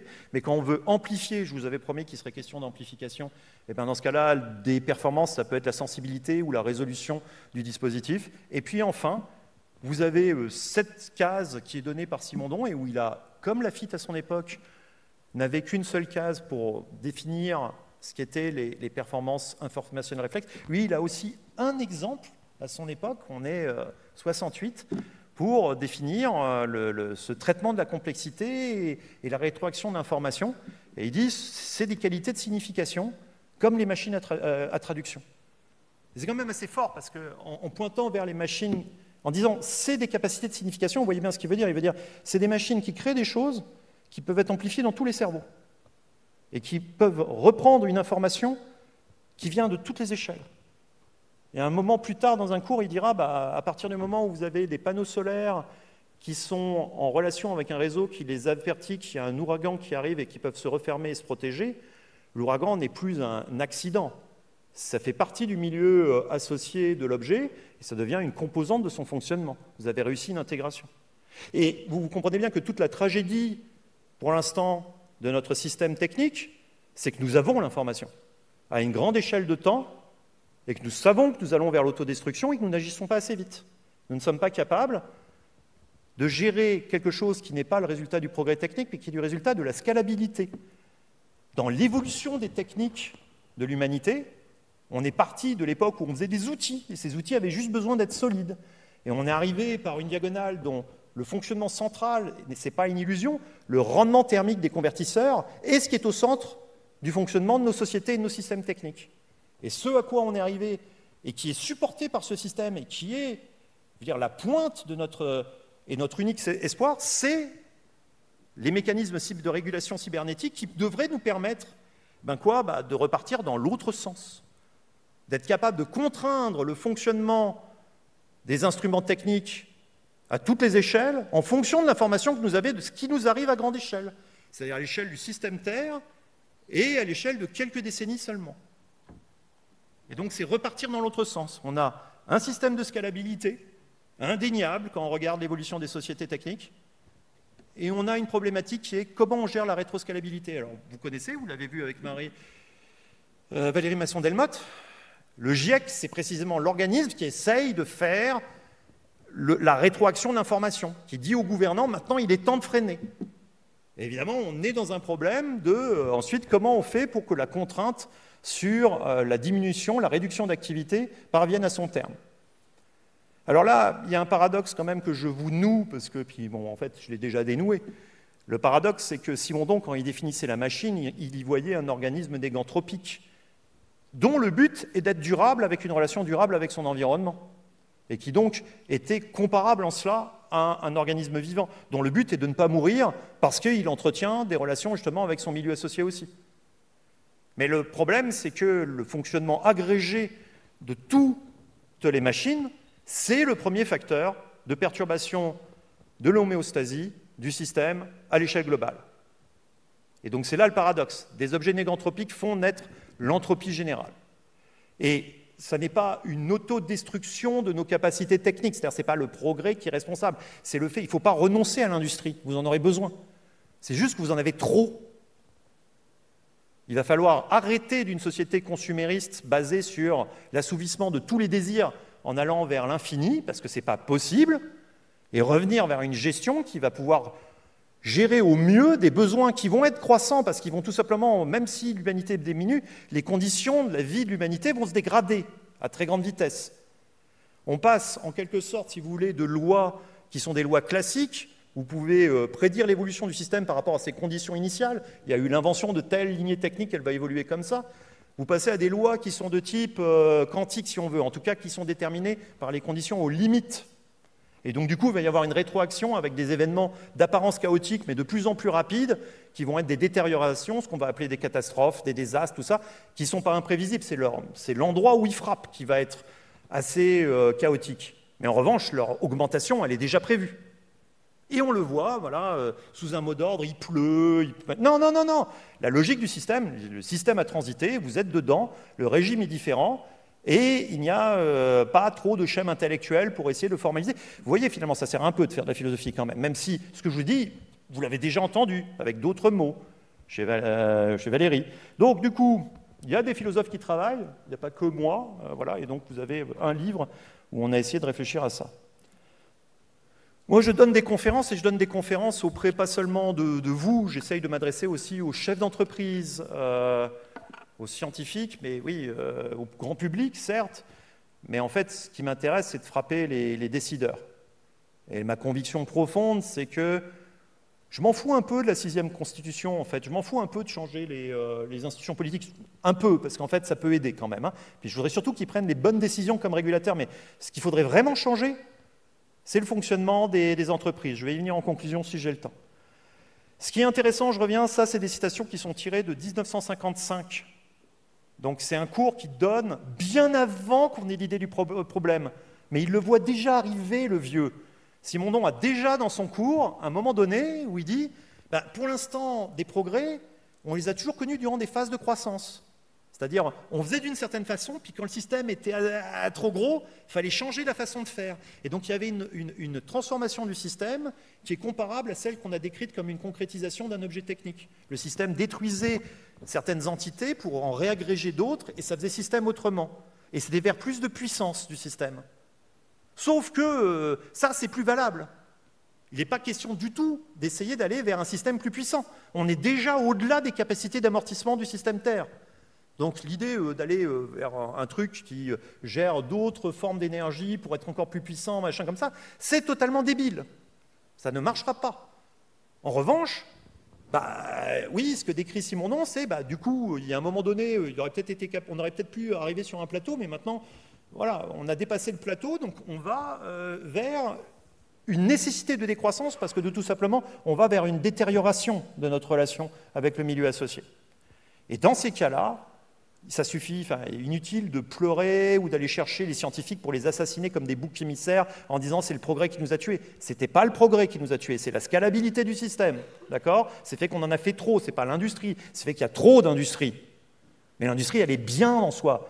Elle permet de faire, en concentrant les nuisances, de couvrir les besoins de beaucoup plus de gens que si vous étiez avec votre agriculture, enfin avec le même procédé artisanal. Il y a des choses où il faut baisser, on va y venir. Mais il y a des choses qu'il faut conserver, simplement il faut les limiter à la capacité d'absorption du système. Bref, il dit, et ça me paraît assez profond, qu'il faudrait qu'on réalise que nous sommes des sociétés vieillissantes. Et savez-vous, un des objectifs, ça commence à me tarauder un peu, hein, vivre vieux, c'est pas si mal en fait comme objectif dans la vie. Et si vous voulez vivre mieux, en fait, c'est que vous voulez même mieux que ça. Vous voulez faire mieux. Vous vieillissez, vous savez, comme moi, vous êtes déjà de l'autre côté, d'accord, bon. Pour faire mieux, il faut faire moins. Vous pouvez faire mieux. Bon, je peux encore vous doser, petits jeunes, sur un certain jeu, le jeu de la philosophie. J'ai beaucoup d'expérience, je vais tricher, d'accord? Donc je peux faire mieux, mais il faut que je fasse moins. Et donc, on est dans un problème analogue. Finalement, je prêche pour ma chapelle, ça s'appelle la philosophie, ça. C'est aimer la sagesse, comprendre qu'à un moment donné, il faut accepter de vieillir. Et vieillir, et donc, c'est pas si mal de mourir le plus tard possible, même s'il y a des choses, on va voir qu'il faut qu'elles meurent tout de suite si on veut vivre, nous, plus longtemps. Et pour cela, il faut penser une réduction d'activité. Et si on ne le fait pas, si on n'a pas cette réduction d'activité, eh ben, c'est comme quand on essaye encore de faire des choses sportives qu'on ne devrait plus faire à partir d'un certain moment, bah, on risque de se faire très très très mal. D'accord? Eh ben, nous, on est un peu dans la même situation. Si notre civilisation continue de vouloir mimer la jeunesse exubérante de son développement thermodynamique du 19e siècle, elle va se cracher beaucoup plus vite. On a besoin d'une réduction d'activité. Et du coup, il faut penser ce qu'il appelle un progrès négatif ou qu'il appelle à un autre moment un régress. Comme il y a un progrès, il faudrait un régrès. Qui ne veut pas dire une régression forcément, mais qui veut dire arriver maintenant sérieusement à calquer notre niveau d'activité avec toutes sortes de technologies, mais sur les contraintes de la rétroscalabilité. Du coup, on essaye de travailler pas simplement le livre, mais aussi de faire des colloques avec des scientifiques, avec des chefs d'entreprise. Il faudrait y mettre des politiques. Moi, là, j'avais des chefs d'entreprise, des artistes, des scientifiques, des philosophes pour réfléchir à ça. J'en reviens. C'était très chouette. À partir du moment où on est dans l'action, on arrête de désespérer. Il y avait des gens comme Alexandre Monin qui font de la redirection écologique. C'était passionnant. Donc, en fait, c'est ça qu'il faut faire. Il faut commencer maintenant, à prendre les choses et à les diriger. En sachant que, voilà la définition de Simondon, parce qu'on parle des technologies d'avenir, bien évidemment, c'est les technologies non pas futuristes, pas forcément en tout cas, c'est des technologies qui vous promettent un avenir un peu moins éphémère. Et donc là, la technologie approfondie doit apprendre non seulement à inventer du nouveau, mais à réinsérer l'ancien et à le réactualiser pour en faire un présent sous l'appel de l'avenir. D'abord, c'est super beau, c'est de la poésie. Et ensuite, en 1983, si on s'y était mis à ce moment-là, on ne serait pas dans la mouise où on est maintenant. Donc, dans son testament philosophique, il avait indiqué exactement ce qu'il fallait faire. Il disait 3 directions, les 3 perspectives pour l'éthique et les techniques, c'est vers le futur, il faut considérer quand même que les ressources sont finies, il faut se calquer, donc rétroscalabilité. Vers le présent, il faut supprimer les externalités, tout ce qui est destructif, toute la pollution, il faut aller vers la diminution, parce que sinon la dégradation aussi est inévitable. Et vers le passé, il faut chercher les choses dans le passé qui finalement, elles, étaient soutenables, et les ramener en les transformant pour qu'elles soient adaptées.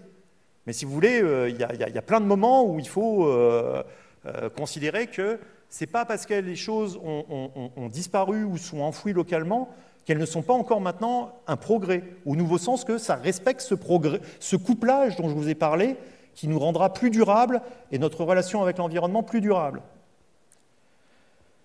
Je finis.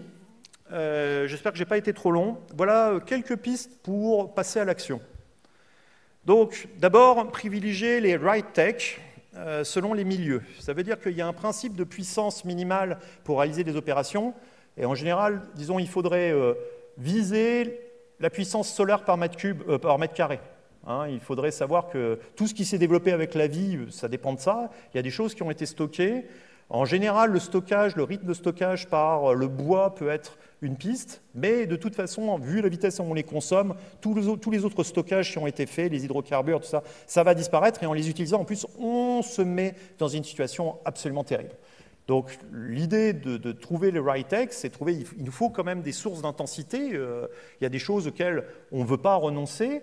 Ne serait-ce que, je vais vous dire un truc, je suis financé par l'armée aussi, hein, mais dans un monde qui garde une géopolitique tendue, et puis ça risque pas de s'améliorer, moi je renonce pas au nucléaire militaire, vous avez le droit de diverger avec moi, mais je veux de la puissance, parce que là c'est légitime. C'est légitime de rechercher la puissance quand vous êtes dans la destruction, quand vous êtes un militaire. Ce qui n'est pas légitime, c'est que le système civil aille vers la recherche de la puissance, hein, vers le plus haut débit d'énergie par unité de temps, c'est-à-dire la plus grosse destruction du milieu associé. Ça, c'est pas légitime, la recherche de la puissance dans le civil. Donc, principe de moindre puissance, recherche des right tech selon les milieux, qu'est-ce qui convient bien, qu'est-ce qui permettrait de prendre en plus les chocs, la dégradation, reconstituer des écosystèmes plus divers, en termes d'agriculture, en termes d'industrie concentrée et limitée aux besoins, de systèmes d'information qui ne soient pas là pour vous détruire la psyché, mais qui vous aident à vous organiser, que vous ne soyez pas complètement addict à des technologies d'excitation de vos neurones,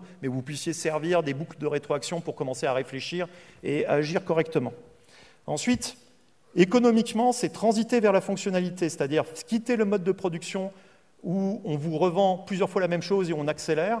En fait, on ne vous vendra plus des matelas, on vous vend des nuits de bon sommeil. Donc du coup, on vous donne en leasing le matelas, et on vous demande de bien vous en servir, de ne pas faire n'importe quoi, on ne vous cède pas l'abusus dessus. Vous n'avez pas la propriété, vous n'avez pas le droit de le détruire, vous devez l'entretenir, vous devez payer quelqu'un, et la personne qui vous vend le service, elle fait son blé avec le fait qu'elle l'entretient. Donc elle a intérêt à ce qu'il dure le plus longtemps possible, vous aussi, parce que si vous le détruisez, vous allez payer l'intégralité du machin, et à un moment donné, elle le change pour un meilleur matelas ou des choses comme ça. Et là, on passe dans un contrat gagnant où le consommateur et le producteur ont intérêt à la durabilité. Il y a plein de choses qui peuvent être faites comme ça dans une économie de la fonctionnalité. C'est très souhaitable pour la locomotion automobile. Vous partiez d'un parc propriétaire thermique pour passer à un parc fonctionnalité électrique. Si vous faites une voiture électrique pour chaque voiture thermique, c'est encore pire. D'accord ? Les mines sont l'ennemi. Il faut arrêter de sortir des choses des mines. Ensuite, la gestion en triple capital. Si vous voulez que les entreprises fassent ça, il faut changer les normes de gestion. Donc il faut qu'elles mesurent leur performance, pas seulement en capital économique, mais aussi dans le capital social, donc avec les syndicats, savoir comment elles entretiennent leur main-d'œuvre, la santé de leurs clients aussi, et en capital écologique. Elles ont une dette par rapport à la nature, ne serait-ce que parce qu'elles existent.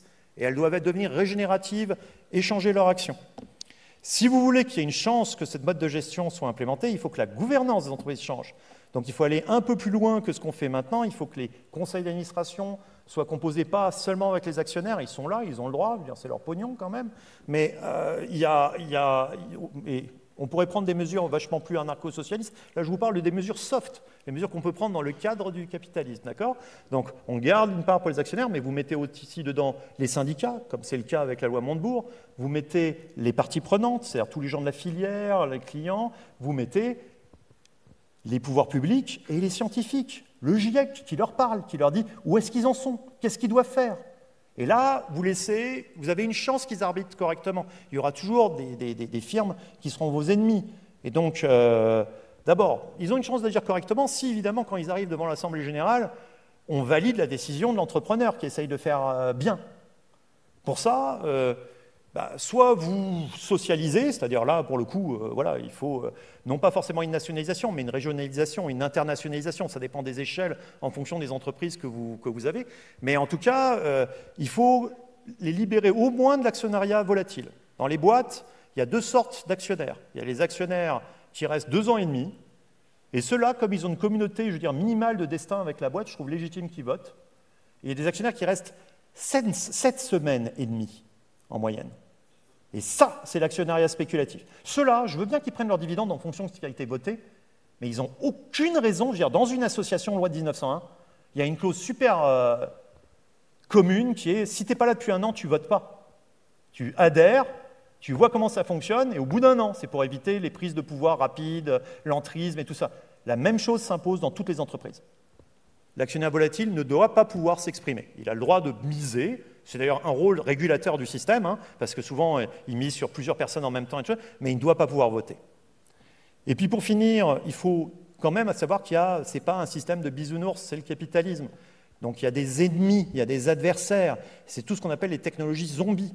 Il y a des technologies qui sont viables économiquement, mais qui sont mortes par rapport aux exigences de survie de l'espèce et des écosystèmes.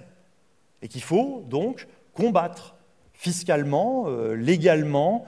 Faites ce que vous voulez, mais il faut les combattre le plus vite possible. Et quand elles tomberont, ça fera de la place pour d'autres gens. Vous inquiétez pas, le système sait faire de l'innovation. Quand il y a de la destruction, ça fait de la place pour la création. Mais si vous voulez revoir des zeppelins, il faut vraiment mettre de telles contraintes qu'il n'y ait plus que les possibilités d'aviation verte et que toute l'aviation actuelle, elle soit plaquée au sol avec un coût qui fasse que si vous voulez vraiment polluer comme ça vous revienne vachement cher. Et donc, ça, c'est les pistes actuelles. Et puis pour finir, demain sort mon livre. Vous trouverez plutôt l'approfondissement de ce qui permet d'arriver à cette conclusion, mais qui est comment on a transformé les systèmes de recherche, les institutions, nos sociétés par rapport au thème de l'innovation, et comment le plus grand dilemme qui se pose à nous, éthiquement et politiquement, c'est d'arriver enfin à arrêter d'utiliser ce terme comme si ça voulait dire tout et n'importe quoi, et de revoir qu'il y a des choses, des évolutions qui vont vers la puissance, d'autres qui vont vers le progrès, d'autres qui vont vers le progrès, et qu'il faut les distinguer. Quand on vous parle d'innovation et qu'on ne vous précise pas quelle valeur ça sert, eh bien, on est tout simplement en train de vous aveugler. Voilà, j'espère que ça vous a intéressé et que je n'ai pas trop débordé et qu'on va pouvoir discuter un peu.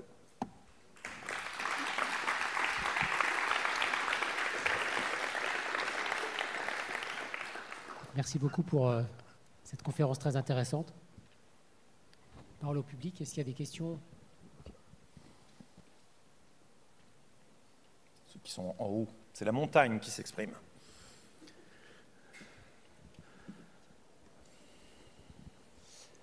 Bonsoir, merci beaucoup pour votre conférence. Je n'aurais pas la prétention d'être une montagne.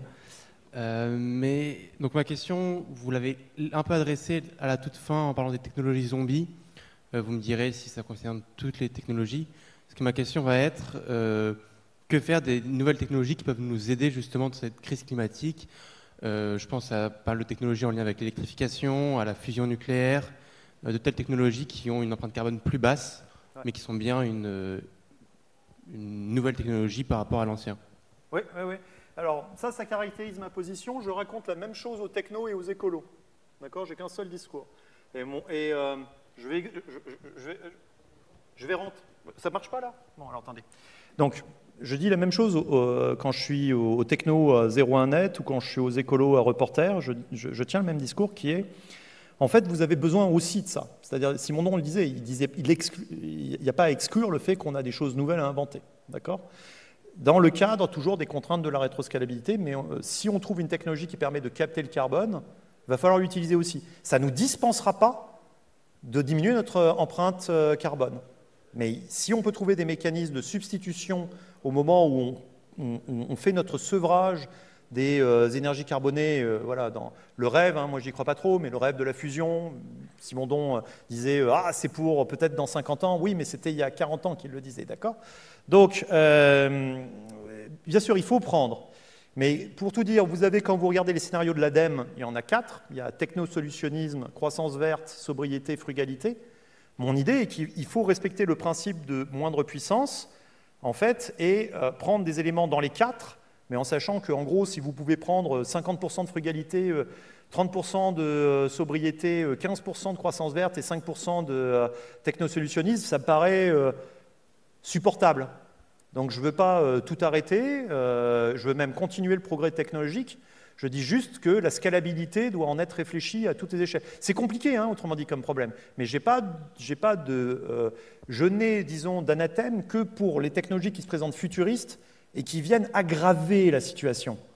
D'accord ? Donc ça ne me va pas. Et ce qui ne va pas non plus, c'est d'entretenir le cycle du consumérisme. Donc utiliser tout le système informationnel actuellement en créant des boucles cybernétiques dans vos cerveaux pour entretenir votre frénésie de dopamine et en plus de ça, faire que vous ayez des usages toujours plus puissants des technologies, toujours plus de consumérisme et tout ça, ça c'est mauvais. C'est pas juste du gâchis, c'est le mal de faire ça. Donc il y a ça à prendre en compte.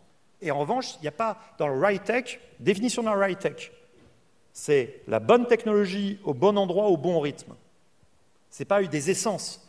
Je vais prendre un exemple pour vous faire comprendre. Quand on pense agriculture, non, on pense moteur à explosion, c'est pas bien, on veut s'en passer, d'accord? Maintenant, vous avez des gens bizarres qui s'appellent les Hollandais. Ils ont des serres complètement hermétiques dans lesquelles il n'y a pas de pollution des sols parce qu'elles sont hermétiques. Pas de perte d'évaporation parce qu'elles sont hermétiques, d'accord? Donc ils apportent les intrants, c'est de l'hydroponique, machin. Ça ressemble pas du tout à notre idéologie du terroir, hein, d'accord? Mais ça a des super rendements. Pourquoi c'est des super rendements? Parce que c'est chauffé en hiver, refroidi en été. À base de quoi? À base de moteurs qui sont comment ça s'appelle là, ouais, c'est ça. Bon, vous m'avez compris. On crée du courant électrique avec de l'essence. Le mot m'échappe tout de suite. Mais le truc, c'est vous dites, bah oui, mais alors ça pollue. Bah pas du tout, parce que le gaz carbonique, il est lancé dans la serre. Et que comme les plantes, elles ont un niveau de vie qui est, le taux optimum, c'est 20 fois ce que nous, on supporte, bah il est entièrement consommé, il participe écrasant. Donc là, le moteur à essence, c'est une ride tech. Mais pas pour vous déplacer, pas pour aller d'un point à l'autre. Voilà.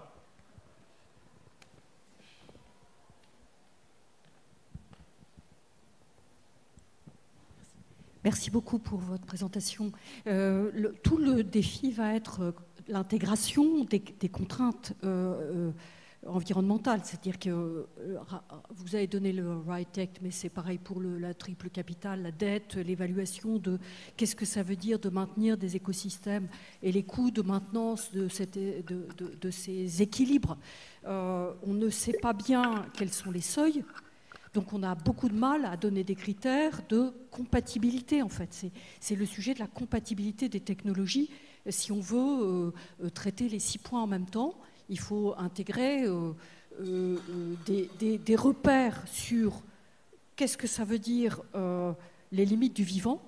Et les écologues sont un peu mal à l'aise. Et donc là-dessus, est-ce que vous... Enfin, je pense que c'est le point de difficulté de tout cela. Même si combattre les technologies zombies, on voit très bien, hein, il y a des choses beaucoup plus simples. Et effectivement, je pense qu'il y a une sorte de réglementation sur des choses très simples qui n'est même pas là. Hein, donc on est bien d'accord.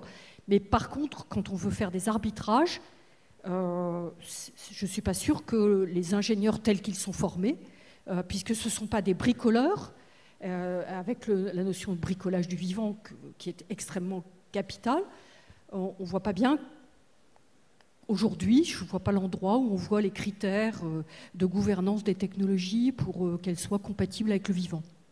Alors, en effet, c'est un problème de type écosystème, avec des interdépendances complexes, et en plus, dans des situations de dégradation et d'évolution de la dégradation de la résolution du problème. C'est donc très difficile et il est très facile de partir en se faisant du mal, c'est-à-dire en chaque fois qu'on a une idée, quelqu'un va venir et vous dire « oui, non, mais tu n'as pas tenu compte de ça, ça, ça, ça », et ça va bloquer, naître de la frustration, de la rage, de la détresse, tout ça. Ce n'est pas une bonne idée de fonctionner comme ça. C'est pour ça que là, je vous ai mis des points de déblocage. Ce que vous devez faire d'abord, il y a un outil intégrateur qui s'appelle l'analyse du cycle de vie, et en fait, ça va être votre pierre de touche. Et vous allez prendre les choses telles qu'elles sont, c'est-à-dire les endroits où vous êtes, vous allez faire des assessments sur l'analyse du cycle de vie. Il y a des choses, vous allez vous dire, il faut programmer la fermeture. Mais en prenant en compte, je veux dire, les attachements des gens qui travaillent ou qui consomment ça, ou qui sont, je veux dire, un attachement de type dépendance. Hein, la chose disparaît, mais comment je fais, moi ? Donc, il faut prendre en compte ce que va être le coût de la désaffection et du réattachement. Il faut produire d'autres choses. Il faut sortir de ce jeu stupide de je suis plus malin que toi, je vais te désespérer.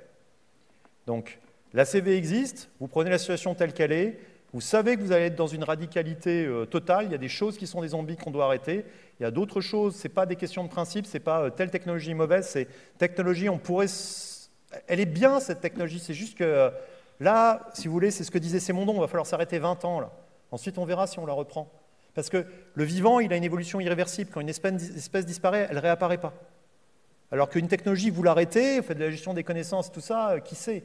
Ce sera peut-être utile plus tard. Mais pour l'instant, vous avez besoin d'arrêter des choses, au moins à certains endroits, vous avez besoin de d'escaler, vous avez besoin de fermer des choses, vous avez besoin d'inventer d'autres choses.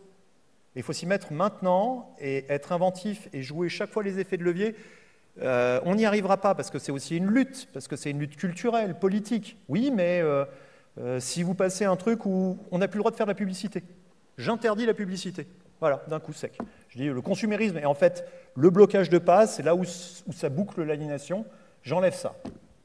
Bah, il y a plein de gens qui sont au chômage. Oui, mais ça tombe bien, j'en ai besoin de ces gens. J'en ai besoin pour faire de la propagande, pour utiliser un vieux mot. J'en ai besoin pour qu'ils arrivent à dire aux gens, à un coût moindre, en pensant à leur propre pratique pour atteindre les gens et tout ça, pour leur dire non, mais c'est bien en fait ce qu'on fait. Il faut aller là, vous allez voir, ça va être fun. D'accord? Et donc, quitter. C'est une cure de désintoxication, hein, par rapport à l'assouvissement, l'excitation des désirs, c'est revenir au plaisir, au besoin, à la jouissance qui va avec. Donc c'est pas impossible. Mais il faut arrêter de poser le problème de la façon c'est insoluble, on ne va pas y arriver. Non, non, il faut commencer à s'y mettre, il faut refuser les solutions de facilité et attaquer à toutes les échelles, de façon cohérente, le problème. Voilà. Il n'y a pas d'autre solution. Bonsoir, merci pour la conférence. Mais du coup, ma question, elle va un peu faire écho à ce que vous venez de dire, parce qu'en fait, moi, j'ai eu une conversation absolument banale sur la fast fashion avec une personne qui refusait d'arrêter, alors qu'elle avait toutes les informations en question. Du coup, comment on fait pour lutter contre un désir, alors que, du coup, on a donné cette information environnementale, mais que ça ne suffit pas, en fait, parce que, clairement, c'est... Enfin, quand on parle de lutter contre la fast fashion et contre la surconsommation en général, c'est carrément proposer un autre projet de société. C'est même proposer un autre monde. Dans ce livre, la 4e partie, les 3 premières parties ressemblent à ce que je vous ai raconté. C'est un peu le même style. Il y a une histoire de la notion d'individuation, il y a une étude des modes de gestion liés à différents régimes de conception, et puis ensuite il y a des problèmes éthiques du style l'opposition entre progrès et puissance. D'accord ? Et ça fait un tout cohérent. Bien. Puis il y a une 4e partie. La 4e partie, elle se passe dans un monde imaginaire qui est celui d'une grande écrivaine de science-fiction progressiste, féministe, tendanciellement anarchiste, qui s'appelait Ursula Le Guin. D'accord ? Et donc on est dans son monde parce que tout simplement, si vous voulez rendre possible la défixation par rapport à la souffrance, par rapport aux ambitions, par rapport aux volontés de puissance qui s'expriment, il va falloir changer d'imaginaire.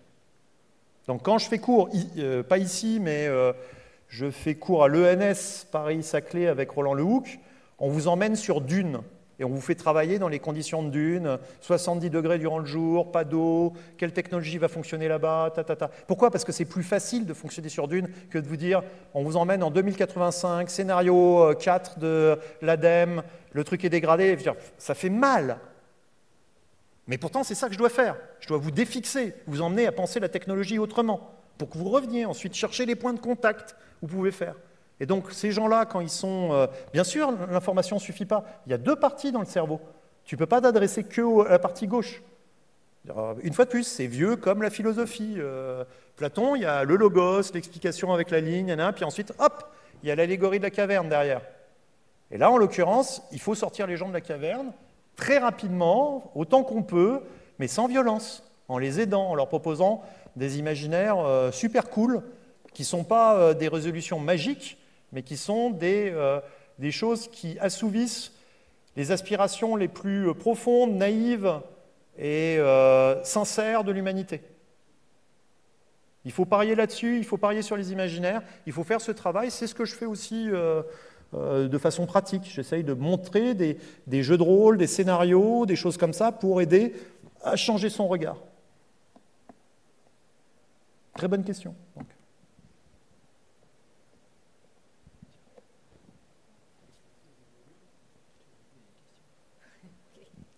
Merci. Oui, une question très générique dans votre expérience. Ouais. Dans l'évaluation du progrès d'un objet technique, est-ce qu'on prend en compte seulement les aspects fonctionnels ou d'atteinte d'objectifs de cet objet technique, ou aussi l'impact que son usage a sur l'individu qui l'utilise et peut-être plus largement sur son environnement socio-économiques, Le- géopolitiques, etc., à court terme, à long terme, etc. Je crois que c'était implicite dans la façon dont je disais, l'analyse des classes fonctionnelles ne suffit pas. C'est-à-dire, bien évidemment, c'est ce que vous décrivez dans l'autre sens, qui est le but des interventions, que pas que moi, je ne suis pas le seul, et moi j'ai un impact tout à fait minime. Mon travail est quand même celui d'un philosophe. La plupart du temps, ce que je fais, c'est ça, hein, c'est le livre. Mais quand j'ai l'occasion de pouvoir trouver des alliés parmi les gens qui font du consulting, des choses comme ça, élaborer des dispositifs, ou quand je le fais auprès de vous, les étudiants, ou auprès d'ingénieurs, bon, j'essaye de passer de cette vision purement fonctionnelle à, bien sûr, une vision où on prend en compte l'intégralité des effets du fonctionnement d'une technique sur son milieu associé, avec les composantes naturelles, artificielles et sociales, on va dire. Et donc, ça revient à ça, ça revient à une vision plus intégrée, et qui plus est, de toute façon, se concentrer sur l'objet, c'est déjà pas suffisant. C'est-à-dire, l'objet, c'est déjà la fin du cycle, c'est le point d'arrivée. Il faut reprendre, après, quand on s'est posé les questions là-dessus, il faut reprendre et saisir, grâce à la CV, grâce à une pensée plus génétique, quelles ont été les conditions d'invention de cet objet, quelles sont les conditions de réception par la culture, par le marché, par l'économie, voilà, pour essayer d'avoir des stratégies de design plus inventives et qui permettront de court-circuiter, parce que quand on arrive au niveau des nouvelles technologies, il est déjà trop tard. Et en fait, c'est le piège dans lequel tombent tous mes collègues qui font de l'éthique des nouvelles technologies. C'est trop tard. Ils sont réactifs, ils font des pseudo-anticipations sur ce qui va arriver, mais c'est le cycle du hype qui va arriver, voilà, on n'en a rien à branler. Ce qu'il faut, c'est arriver à comprendre les choses dans l'amont, pas en croyant que c'est juste en changeant les scientifiques qu'on va changer le cycle. Non, l'amont, c'est le système consumériste, c'est les relations de pouvoir, c'est des valeurs qui se sont complètement intégrées dans notre culture, à tel point que on a trouvé normal d'adhérer à des modes de vie dont on savait qu'ils n'étaient pas universalisables. On savait que l'American Way of Life, si on le transposait à la Chine, ça allait se planter. On savait que c'était un vice de jeter les choses, de ne pas les réparer, que c'était déjà un asservissement de ne pas les réparer, je veux dire, en étant responsable. Mais en racheter une autre pour l'acheter tout de suite, qui a pu s'imaginer que c'était bon? Une seule fois, retrouvez-moi une école de pensée, une religion qui a dit que c'était bon de mépriser le résultat du travail et de l'intelligence humaine. Une seule fois. Si, il y a des écoles, oui, je peux vous en dire une. La philosophie des techniques allemandes dans l'entre-deux-guerres, philo-nazie, ouais, elle dit ça. Mais c'est ça qu'on fait actuellement. Notre système repose sur des exaltations de la volonté de puissance. Et ça ne peut pas bien finir. C'est le mal, une fois de plus. Si vous voulez quelque chose, vous devez être dans des systèmes techniques alliés de la vie, fonctionnant sur un modèle qui se rapproche de celui de la vie. Excusez-moi, monsieur.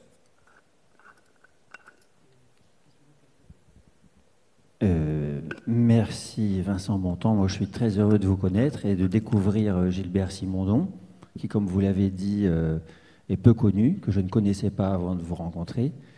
Depuis que je fréquente le plateau de Saclay, j'ai vu qu'il y avait une rue Gilbert Simondon. Donc, pour ceux qui veulent s'en rappeler, ils peuvent y aller. Elle se trouve du côté de l'Institut Polytechnique de Paris, je crois. Oui, parce qu'il habitait à Lozère. Voilà, et si on donne des noms des rues à des personnalités inconnues, c'est pour certainement exhumer leur mémoire et leur héritage intellectuel.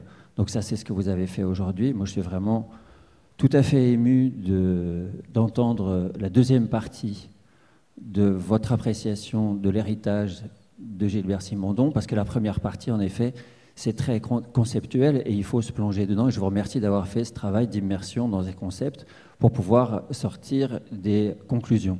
Donc ça, c'était une remarque. Donc, qui d'autre va dans cette direction? Donc c'est une question un peu rhétorique. Je voudrais faire une suggestion.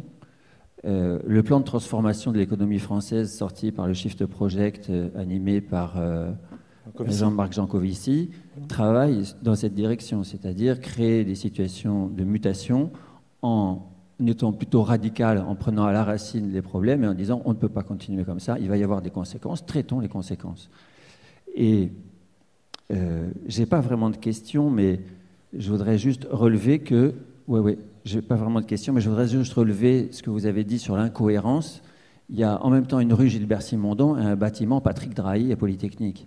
Donc il faut regarder le réel tel qu'on l'a autour de nous pour s'apercevoir à quel niveau d'addiction on en est arrivé et transformer son intoxication en quelque chose qui soit plus bénéfique. Merci. J'ai rien à ajouter. Tu as rajouté une dimension qui est juste, mais elle n'était pas non plus, je ne l'avais pas niée, hein, d'accord ? C'est difficile. Bonsoir. Merci pour cette Merci, présentation. Alors j'espère que je ne vais pas trop raconter de bêtises parce que c'est des concepts compliqués quand même que vous nous avez présentés. Comme souvent, les philosophes, ils utilisent des termes qu'on peut entendre dans le commun, mais avec des définitions qui derrière sont très spécifiques. Donc, voilà. Et donc j'ai deux questions éventuellement. D'une part, déjà, est-ce que vous avez des publications, des choses qui sont plus accessibles ? Parce qu'effectivement, voilà, c'est un peu compliqué quand on n'est pas, quand on percute pas assez vite aussi. Et deuxième question, alors peut-être que je suis complètement à côté de la plaque, mais on entend un peu sur ces questions-là aussi Philippe Biouy qui alerte beaucoup sur, qui est ingénieur et qui a écrit un livre qui s'appelle L'âge des low-tech, je crois, sur attention à la complexité de la technologie et où il préconise peut-être aussi, si je comprends bien, l'idée de, faut d'escaler, sans doute, mais aussi éviter de faire des choses trop compliquées. Est-ce que c'est une idée que vous partagez ou est-ce que ça fait partie des pistes qui vont vers frugalité.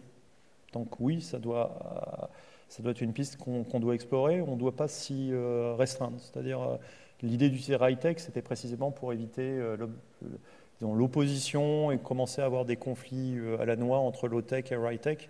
Je prends toutes les solutions qui peuvent servir à une convergence vers une régulation du système qui nous soit moins défavorable. Donc je prends ça et le reste.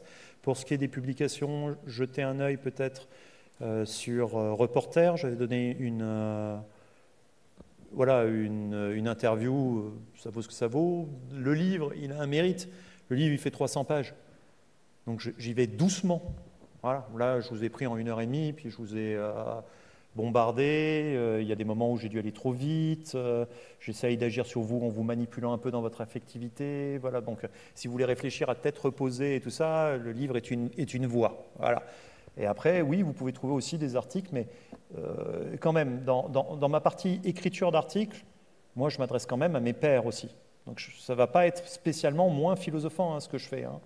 Voilà. Et quand je prends du temps, parce que je n'ai pas 5 vies, mais j'ai 5 métiers, quand je prends du temps pour donner des conférences, j'essaye de cibler mon public. Donc, ces temps-ci, j'essaye de recibler. Je fais l'USI, ça sera en ligne au bout d'un moment. Donc là, j'essaye de cibler le patronat. Voilà, paf. Et donc, du coup, je peux pas. D'abord, je ne suis pas compétent sur tout, et d'une. Et de deux, je ne peux pas faire tout. Voilà. Et donc, il y a des gens qui le font mieux que moi. Donc, lisez aussi. Il n'est pas simondonien, mais ça fonctionne parfaitement. Si vous voyez Politiser le renoncement d'Alexandre Monin, c'est sorti il y a 3 mois peut-être. Et ça me semble aller dans la même direction, où il y a Sampels qui a sorti l'entreprise régénérative. Ça me semble aller aussi vraiment qu'on soit en de très grande résonance. Voilà. Donc il y a toute une série de gens qui cherchent, et il faut, privilégier ceux qui ne vont pas créer de différences artificielles ou arbitraires. D'accord ? Et essayer après de voir aussi ceux qui ont une volonté de... je dirais presque de douceur. Il faut être radical et doux à la fois. Non, mais c'est vrai. Sinon, j'ai rien contre les gens qui sont radicaux et durs, en fait. C'est juste, ils jouent leur rôle. Mais ce n'est pas le mien. Si je veux faire passer des concepts et si je veux atteindre les publics qui sont les miens, peut-être qu'eux, ils peuvent faire un peu peur, mais en fait, je ne crois pas à la déstabilisation du système par la violence. J'y suis opposé pour plein de raisons. Donc, j'essaye de penser à des voies où on peut faire preuve de persuasion sans en rabattre sur la radicalité de l'exigence transformatrice. Oui, merci pour votre exposé. Au début, vous avez cité donc deux philosophes des sciences et des techniques, un penseur plus moderne auquel beaucoup se réfèrent ces derniers temps et qui est mort il n'y a pas longtemps, et Bruno Latour. Et quand vous avez parlé de dépendance et d'attachement en même temps, forcément il y a des résonances qui apparaissent. Donc comment vous vous positionnez par rapport à ça? Et pour continuer dans cette lignée-là, donc la pensée de Simondon, on parle d'objets, on parle d'individus techniques, mais avec toutes ces dépendances et tous ces attachements, on parle aussi d'objets socio-techniques et voire liés au vivant. Donc est-ce qu'il n'y a pas un problème derrière qui est plus d'ontologie? Est-ce que ça veut encore dire quelque chose de parler d'un objet technique, sachant que c'est quelque chose qui est diffusé partout Ok. Alors, dans le livre, c'est traité. Quand vous avez un grand intérêt à traiter l'objet technique d'abord pour ce qu'il est. Et donc, il est d'abord un objet technique. Okay, et c'est intéressant de le comprendre dans son fonctionnement. Et ça vous permet notamment une déprise totale par rapport aux réductions économicistes.